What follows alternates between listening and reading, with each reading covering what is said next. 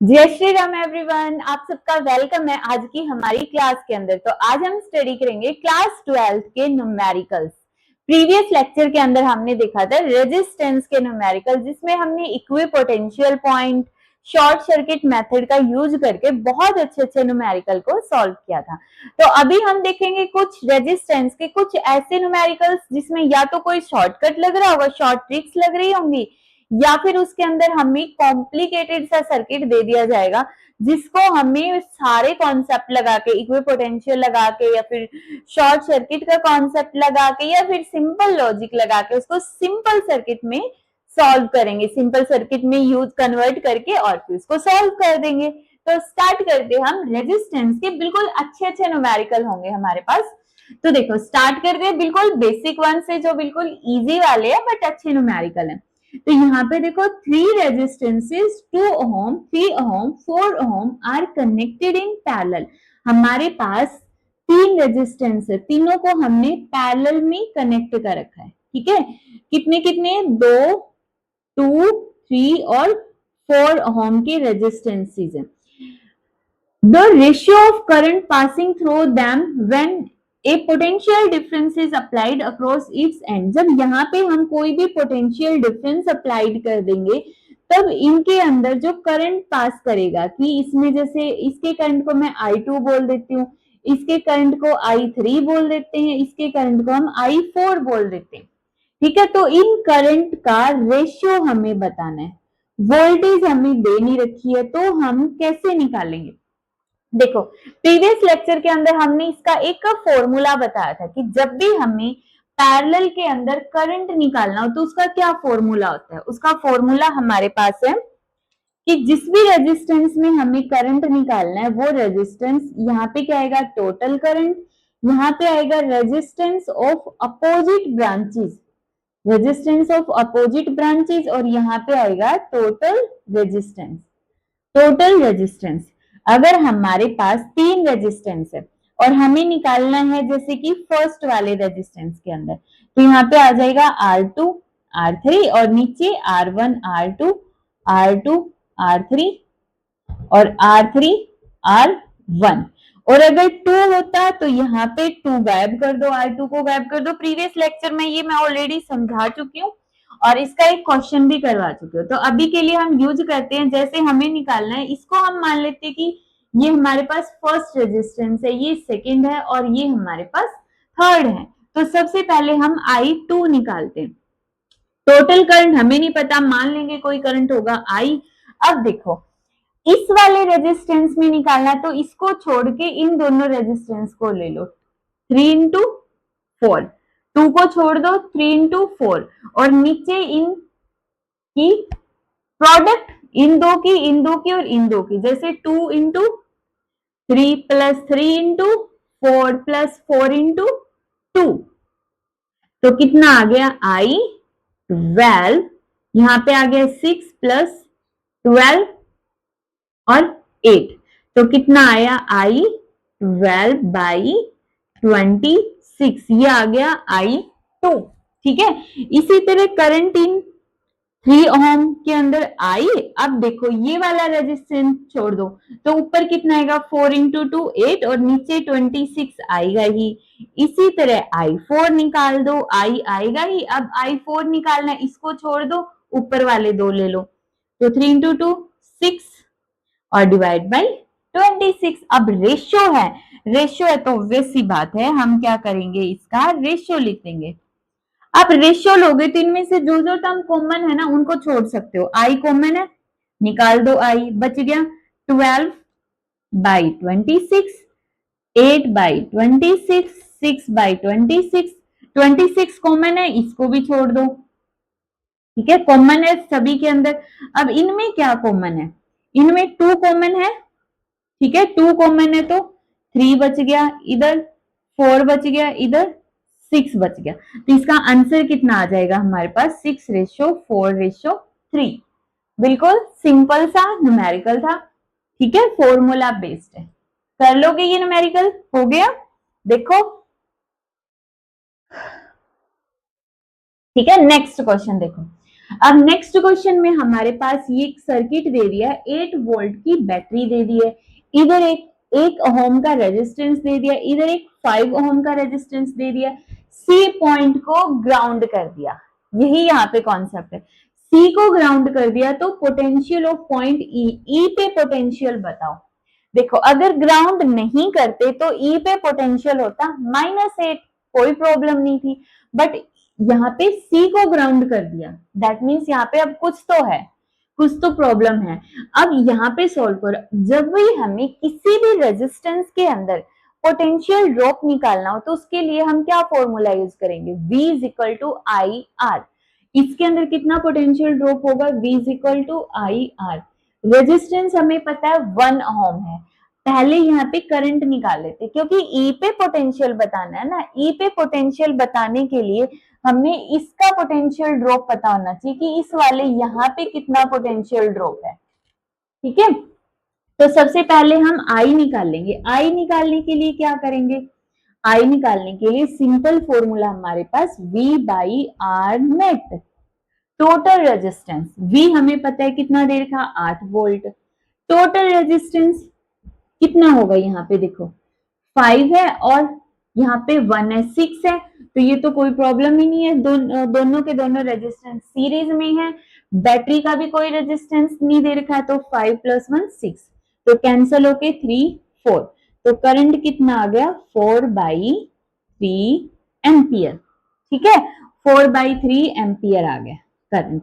अब यहाँ पे देखो वोल्टेज ड्रॉप, मैं लिख दू इधर, voltage drop in 1 ohm resistance, 1 ओम के रेजिस्टेंस में कितना वोल्टेज ड्रॉप हो रहा है, आई इंटू आर। 1 ओम में आई कितने, 4/3, और इसकी वैल्यू कितनी है, 1 है, तो 4/3 वोल्ट हो गया। ठीक है, 4/3 वोल्ट। यहाँ पे ना इधर जो वोल्टेज है वो 4/3 वोल्ट की है।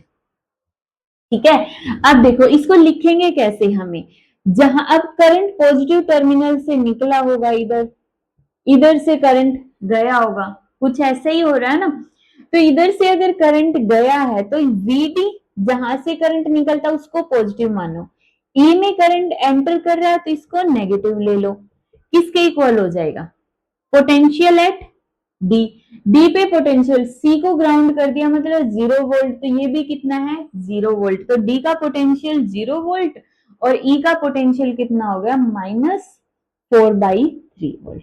तो आंसर आ गया हमारे पास -4/3 वोल्ट। ये हमारे पास ई का पोटेंशियल आ गया, सिंपल। जब हम सी पॉइंट को ग्राउंड कर देते हैं उस केस के अंदर, कर लोगे। नेक्स्ट क्वेश्चन हमारे पास दे रखी है कि द टू वायर्स, पहले ये वाला कर लेते हैं क्योंकि अभी हमने पोटेंशियल डिफरेंस निकाला था ना, तो ऐसा ही क्वेश्चन है ये। A current of 2 ampere flows in a system of conductors, means in conductor, conductor मतलब उसका कुछ ना कुछ रेजिस्टेंस होगा, तो हम रेजिस्टेंस भी बोल सकते हैं।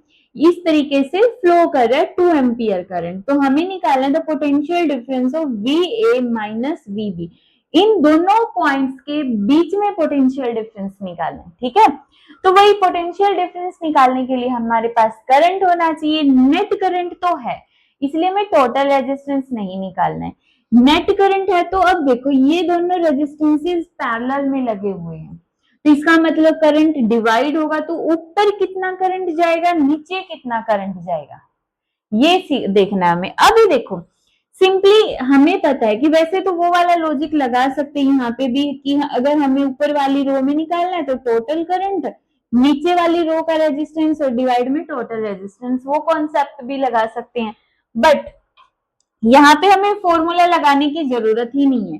कितना रेजिस्टेंस है ऊपर वाली पूरी रो के अंदर, 3 + 2 5, इधर भी 3 + 2 5, ऊपर नीचे रेजिस्टेंस अगर सेम है तो करंट भी तो इक्वली डिवाइड होगा, ऊपर गया 1 एम्पियर, यहाँ पे भी गया, इस ब्रांच में भी गया 1 एम्पियर, तो अभी यहाँ पे जितना पोटेंशियल ड्रॉप आएगा उतना ही, अब यहाँ पे देखो कितना पोटेंशियल ड्रॉप है, करंट निकल गया VD से, तो VD माइनस VA, कितना पोटेंशियल ड्रॉप हो गया इधर, 2 × 1 2 वोल्ट, सेम इधर VD minus VB, current VB में एंटर कर रहा है ना, इसलिए हम इस तरीके से लिखते हैं। इसे उल्टा भी लिख सकते हो, बट अभी हमारे ये जो करंट की डायरेक्शन हमने ऐसे ही क्यों ली है, ये हम नेक्स्ट चैप्टर में पढ़ेंगे, जिसमें हम किरचॉफ्स लॉ पढ़ेंगे, तब ये करंट की डायरेक्शन अच्छे से क्लियर हो जाएगी। ठीक है, तो कितना हो जाएगा 3 into 1 3 वोल्ट। ठीक है, अब हमें निकालना है VA माइनस VB, तो VA माइनस VB, तो मैं इस इक्वेशन में से इक्वेशन 2 माइनस इक्वेशन 1 कर दो। Equation 2 VD minus VB minus VD minus minus plus VA, 3 volt minus 2 volt, VD से VD कैंसिल, तो VA माइनस VB किसके इक्वल हो गया 1 वोल्ट। और इसके साथ ही हमारा आंसर आ गया, हमें यही निकालना था VA माइनस VB। जब भी ऐसा हो ना कि दो कहीं पे भी पोटेंशियल निकालना हो, रेजिस्टेंस दे रखा हो, तो वहां पे अगर रेजिस्टेंस की वैल्यू है, करंट भी है, तो इसका मतलब रेजिस्टेंस मल्टीप्लाई बाई करंट हो गया हमारा पोटेंशियल। अभी यहाँ पे अगर ग्राउंड कर देते तो VD का पोटेंशियल 0 हो जाता, 0 माइनस समथिंग जो भी आता हम करते। ठीक है, बट अभी कोई ग्राउंड तो है नहीं, सिंपल कनेक्ट कर रखा, तो जो हमारा सिंपल फॉर्मूला उसके अकॉर्डिंग करो, हो गया। अब ये देखो, ये क्वेश्चन है तो बहुत इजी, बट मोस्टली स्टूडेंट्स इसको गलत कर देते हैं। कैसे, देखो, इन्होंने बोला 2 wires of equal length, equal diameter and having resistivity ρ1 and ρ2, means 2 wire हैं इस तरीके से। ठीक है, इस तरीके की 2 वायर है, उनकी लेंथ इसकी भी L है, इसकी भी L है, एरिया इसका भी A है, इसका भी A है, रेजिस्टिविटी इसकी ρ1 है, ρ2 है। ठीक है, सीरीज में कनेक्ट कर देंगे इसको हम। सीरीज में कनेक्ट करने का मतलब कुछ ऐसा हो गया, हमने इनको ऐसे कनेक्ट कर दिया। द इक्विवेलेंट रेजिस्टिविटी बताओ, resistivity in series. Mostly student करेंगे इसको कि हमारी रेजिस्टिविटी का रेजिस्टेंस का फॉर्मूला होता है ρs L by A, series में है तो ρ1 L बाई ए और ρ2 L by A, L by A से L by A cancel, ρs is equal to ρ1 plus ρ2। ये आ गया आंसर, बट ये गलत हो जाते हैं। क्यों? क्योंकि ये देखो, जब हम रेजिस्टेंस करेंगे, resistance of series is equal to R1 plus R2, तो यहां तक तो ठीक है, ρ1 L by A, ρ2 L by A, इधर तक तो कोई प्रॉब्लम है नहीं। प्रॉब्लम इधर आएगी, ρs, एरिया सेम रहेगा। जैसे ही सीरीज में कनेक्ट की, तो सीरीज में कनेक्ट होने के बाद टोटल लेंथ हो जाती है 2L, और यही गड़बड़ रह जाती है। L बाई ए से तो अभी भी कैंसिल है, ρs आ जाएगा ρ1 प्लस ρ2 डिवाइड बाई 2, और ये हमारे पास आंसर आ जाएगा। तो गड़बड़ यहीं पे करते हैं, और अगर इसी तरह से हम इनको नीचे कनेक्ट कर देते तो उस केस में लेंथ सेम रहती, एरिया डबल हो जाता। ठीक है, तो इस कॉन्सेप्ट को ध्यान में रखना है कि जब हम इनको सीरीज में कनेक्ट करेंगे या पैरेलल में कनेक्ट करेंगे तो इनका एरिया चेंज होगा या लेंथ चेंज होगी। बाकी ये क्वेश्चन इजी था। अब नेक्स्ट क्वेश्चन देखते हैं। तो नेक्स्ट क्वेश्चन है हमारा, फिर से इधर से स्टार्ट करते हैं। There are n similar conductor, हमारे पास n similar conductor, resistances are. ठीक है, रेजिस्टेंस उनका कितना है, आर है, ऐसे पैरेलल में उनको कनेक्ट कर दिया। The resultant resistance comes out to be x, उनका जो रिजल्टेंट रेजिस्टेंस है वो कितना आएगा, x when connected in parallel. मतलब क्या है कि हमारे पास बहुत सारे ऐसे रेजिस्टेंसेस हैं जिनको हमने पैरेलल में कनेक्ट कर दिए। कितने रेजिस्टेंस है, एन रेजिस्टेंस है, सबकी वैल्यू है आर आर आर आर। ठीक है, पैरेलल में कनेक्ट किया तो जो आर नेट है वो किसके इक्वल आएगा, देखो ऐड करते रहो, 1 by R plus 1 by R so on, मतलब एन बाई आर। तो एक तरह से आर नेट किसके इक्वल आ गया, आर बाई एन, बट इन्होंने दिया ये किसके इक्वल है, एक्स के इक्वल है, तो मतलब आर बाई एन की वैल्यू आ गई एक्स। ठीक है, फिर इन्होंने बोल दिया if they are connected in series, अगर इन सारे रेजिस्टेंस को पैरेलल से हटा के अब की बार इनको मैं सीरीज में कनेक्ट कर दूं इस तरीके से। ठीक है, करते गए, कितने रेजिस्टेंस हो गए, एन, कितना हो गया, आर आर आर आर। अब टोटल रेजिस्टेंस कितना हो जाएगा, एन आर। बट आंसर ये नहीं है, इसमें x की फॉर्म में निकालो। x की फॉर्म में निकालोगे तो आंसर में सिर्फ x और n दिया हुआ है, ये ऑप्शन टाइप क्वेश्चन है, ठीक है। ऑप्शन में दिया हुआ है x और n की फॉर्म में, तो इधर से r हटा दो, r की वैल्यू आ गई xn, r की वैल्यू आ गई xn, तो हमारा आंसर आ गया xn स्क्वायर। अगर हम इन सारे रेजिस्टेंसेस को सीरीज में कनेक्ट कर देंगे तो ये आंसर आ गया, पैरेलल में कनेक्ट कर देंगे तो ये आंसर आ गया। और इसमें तो देखो ये इन्होंने आर की फॉर्म में दे दिया, मे बी यही क्वेश्चन ये कोई वैल्यू दे दे कि 2 ओम, 4 ओम, 5 ओम, और उसके बाद एन की जगह ये एक्स की जगह कोई और वैल्यू दे दे कि 100 आ गया, 200 आ गया, कुछ इस तरीके से, और उसमें एन की वैल्यू पूछ लेंगे। तो एक तरह से ये जनरल फॉर्मूला मैंने बताया है, इसके बाद इसमें वैल्यूज पुट करके वो कुछ भी निकालने के लिए बोल सकते हैं। आर की वैल्यू देके वो पूछ सकते हैं कि एक्स की और आर की दे दी तो एन बताओ, या फिर एन की दे देंगे तो एक्स बताओ, निकाल लोगे कोई भी क्वेश्चन आ गया तो, ठीक है। हो गया ये क्वेश्चन। नेक्स्ट क्वेश्चन देखो, ये क्वेश्चन इंपॉर्टेंट है, वैसे 10th क्लास में हम पढ़ चुके हैं ऐसे कॉम्बिनेशंस को। How many minimum number of 2 ohm resistances can be connected to have an effective resistance, मतलब टोटल रेजिस्टेंस हमारे पास होना चाहिए 1.5 ohm, ठीक है, और 2 ohm के रेजिस्टेंसेस को हमें कनेक्ट करना है। तो बताओ कैसे कनेक्ट करेंगे और कितने रेजिस्टेंस होंगे, इसका शॉर्टकट भी होता है, ठीक है। और हिट एंड ट्रायल मेथड तो है, हिट एंड ट्रायल कर करके देखो। अब देखो रेजिस्टेंसेस कितने हैं, 2 ओम के कितने रेजिस्टेंस जोड़ने, तो अब एक चीज तो ध्यान से देखो, टोटल रेजिस्टेंस कितना आ रहा है 1.5 ओम, ठीक है, और एक रेजिस्टेंस की वैल्यू है 2 ओम, ठीक है। इसका मतलब इसमें पैरेलल जैसा कुछ तो होना ही चाहिए, पैरेलल में तो होगा ही होगा रेजिस्टेंसेस। तो कैसे कर सकते हैं, हमारा सिंपली पैरेलल में होगा, कम रेजिस्टेंस है तो टोटल रेजिस्टेंस कम है, क्योंकि सीरीज में अगर हम देखें कि 2 ओम के साथ सीरीज में अगर मैं एक रेजिस्टेंस और भी लगा दूंगी तो 4 ओम बन गया, तो इसका मतलब ये सीरीज में तो होगा नहीं, पैरेलल में हो सकते हैं। कितने रेजिस्टेंस हो गए, वैसे तो डायरेक्ट भी बता सकते हैं कि 4 रेजिस्टेंस हो गए, फिर भी देखो मेथड, क्योंकि यहाँ पे ये 2 ओम की बजाय कोई और वैल्यू भी दे सकता था, ठीक है। ये हो गया आर टोटल, इधर लिखो 1/r गिवन, जो गिवन रेजिस्टेंस है, और ये प्लस यहाँ पे कोई रेजिस्टेंस आएगा एक्स, एक्स मतलब कि हमें नहीं पता कि वो सीरीज क्या बनेगी, मे बी वो कुछ ऐसे बन जाए, एक रेजिस्टेंस 2 3 इस तरीके से, या फिर कुछ ऐसे बन जाए, हमें नहीं पता कि किस तरह का कॉम्बिनेशन ये बनने वाला है। इसलिए ये जो एक रेजिस्टेंस है ये तो फिक्स है ही है कि ये 2 ओम का होगा गिवन वाला। उसके बाद ये जो ब्रांच निकलेगी इसमें 3 पैरेलल में होंगे, 2 सीरीज में होंगे, एक पैरेलल में होगा, क्या कॉम्बिनेशन बनेगा वो बाद की बात है। इसके रेजिस्टेंस को हम एक्स मान लेते हैं, समझ आया। इधर रखो हमेशा जो टोटल आना चाहिए, इधर रखो गिवन जितना दिया है, प्लस वो रखो जो कोई भी कॉम्बिनेशन, वो हम बाद में दिमाग यूज करेंगे कि कैसे जोड़ करें, इनको कैसे ऐड करें, उनको पैरेलल में ऐड करें या फिर सीरीज में ऐड करें, वो बाद का हेडेक होने वाला है। तो यहाँ पे आर टोटल हो गया 1.5, आर गिवन हो गया 2, 1/x हमें निकालना है, तो 1.5 minus 1/2 is equal to 1/x, ठीक है। पॉइंट हटा दो ऊपर आ गया 10,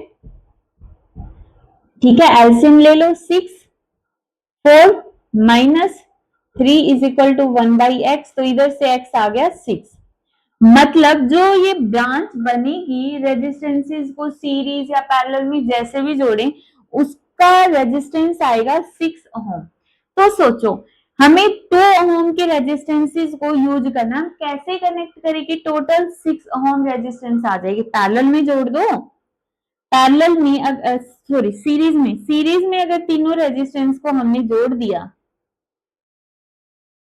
ठीक है, ये बन गया 6 ओम का, और इस एक को इसके पैरेलल में जोड़ दो, ठीक है, ये 3 सीरीज में और एक ये पैरेलल में, 3 सीरीज में तो आ गया 6 ओम और एक पैरेलल में 2, तो इधर 1/6 और 1/2 और इनका टोटल आ जाएगा 1.5।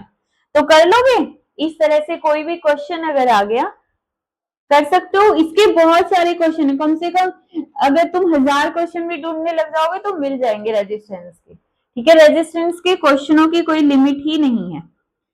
रेजिस्टेंस और पुली के ऐसे क्वेश्चन होते हैं, कितने ही करते जाओ वही कम लगेंगे तुम्हें, नए नए क्वेश्चन निकल के आएंगे, बट इजी क्वेश्चन होते। अब देखो इसके अंदर वैसे तो ये क्वेश्चन क्लियर होगा, व्हीटस्टोन ब्रिज प्रिंसिपल पढ़ लेंगे जब हम आगे जाके किर्चॉफ्स लॉ वगैरह पढ़ेंगे, वहां पे जाके क्वेश्चन क्लियर होगा, बट अभी लिख दिया है तो मैं थोड़ा सा इसमें बता देती हूँ। जब भी ऐसा होता है ना,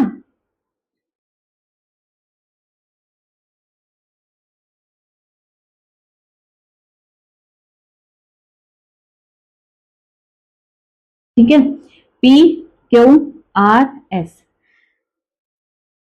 P by Q is equal to R by S। ये डिटेल में टेंशन मत लेना, इसको तुम स्टार लगा के छोड़ सकते हो।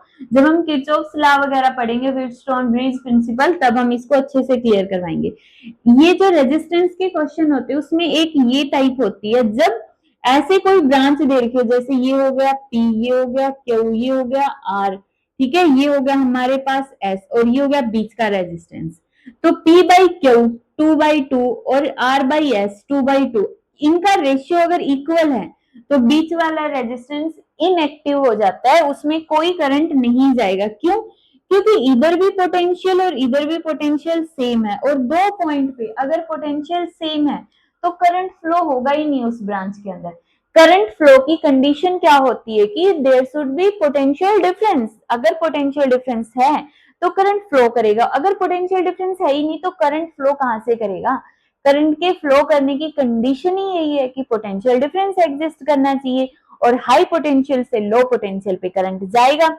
अब इधर पोटेंशियल डिफरेंस है ही नहीं, यहाँ से दोनों रेजिस्टेंसेस सेम है, दैट मीन्स करंट सेम जाएगा, करंट सेम जाएगा, रेजिस्टेंस सेम है, पोटेंशियल भी सेम है। ठीक है, तो इतना ध्यान रखना कि अगर ऐसे दो ब्रांचेस के अंदर अगर इन दोनों का रेशियो और इन दोनों का रेशियो करंट का इक्वल आ जाए तो ये वाला रेजिस्टेंस है वो सर्किट से हट जाता है, और अगर ये सर्किट से हट गया फिर तो इससे इजी कोई क्वेश्चन ही नहीं है।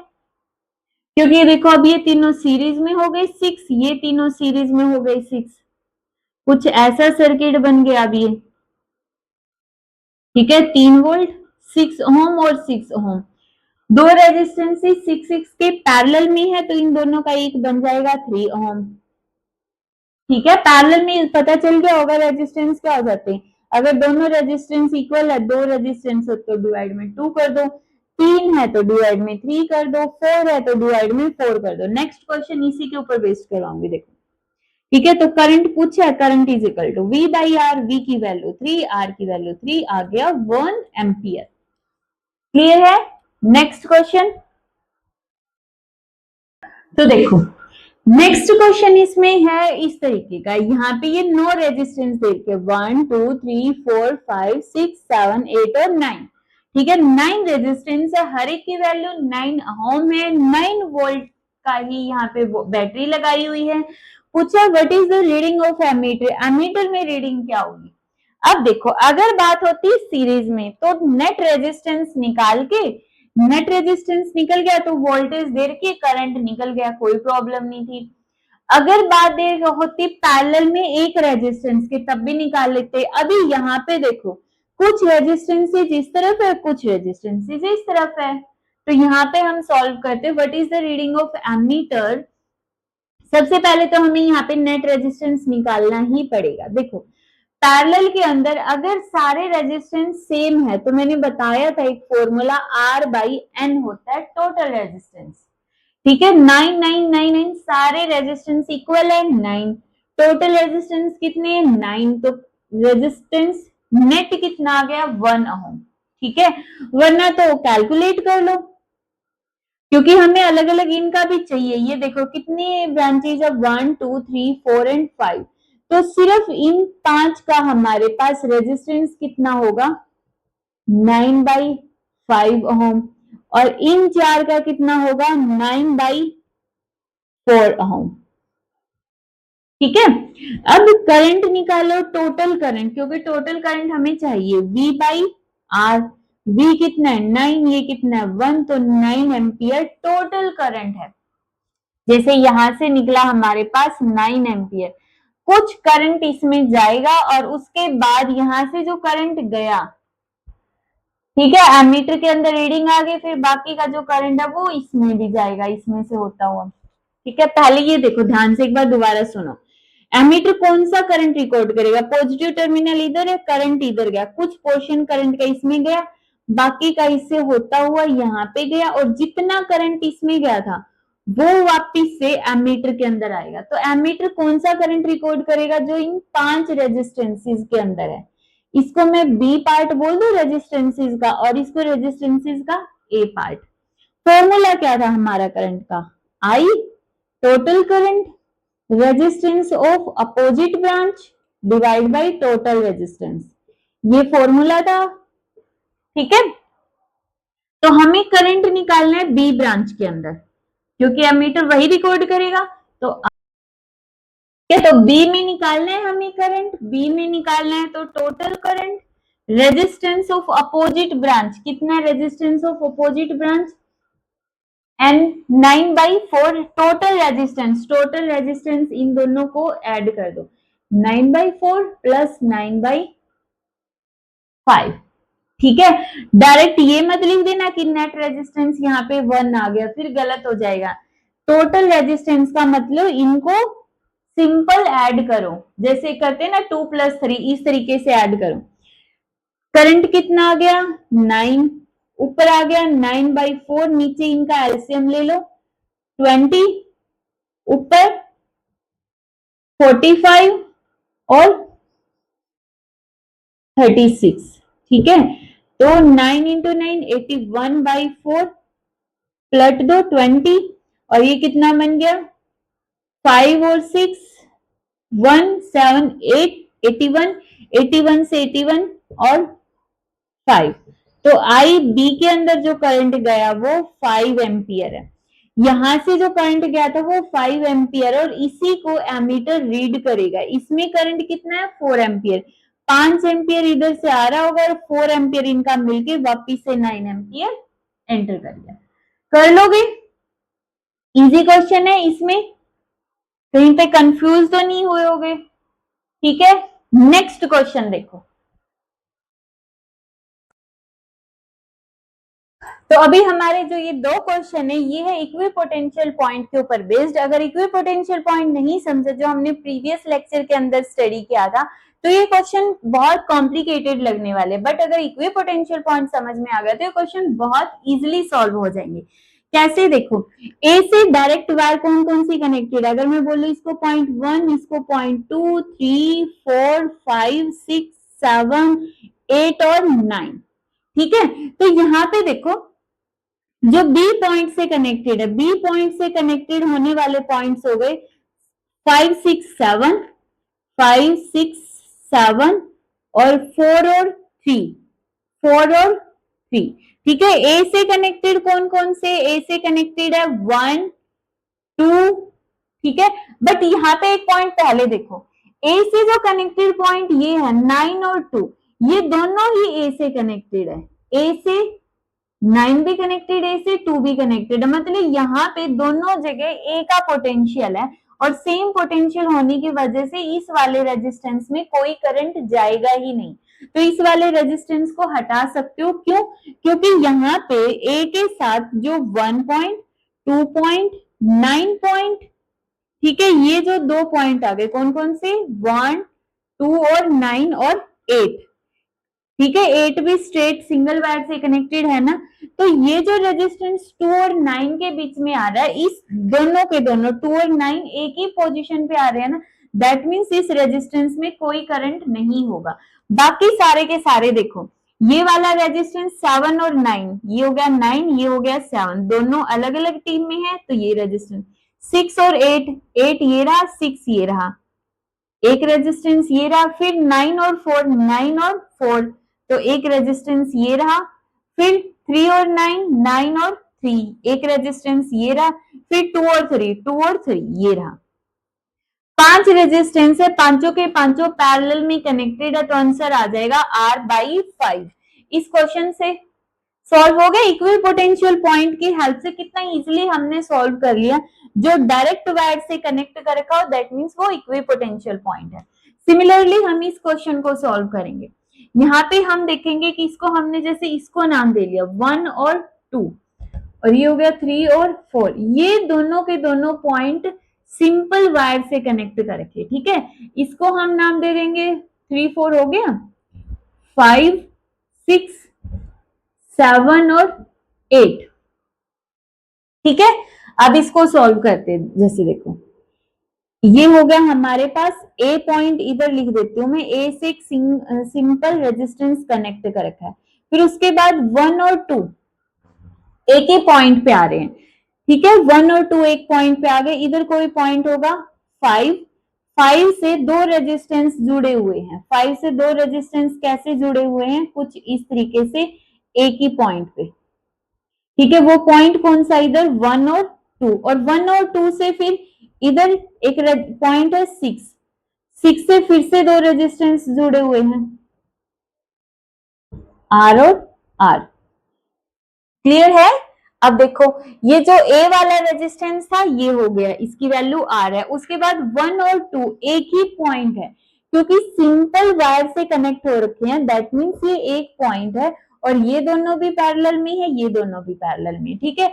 5 के साथ फिर से ये दो रेजिस्टेंस पैरेलल में है, दिख ही रहे हैं, और इनकी वैल्यू है सिंपल इन्होंने दे रखी है आर। सारे रेजिस्टेंसेस की वैल्यू आर आर है, आर आर। इन दोनों का भी एक ही बना दो, कितना हो गया R/2।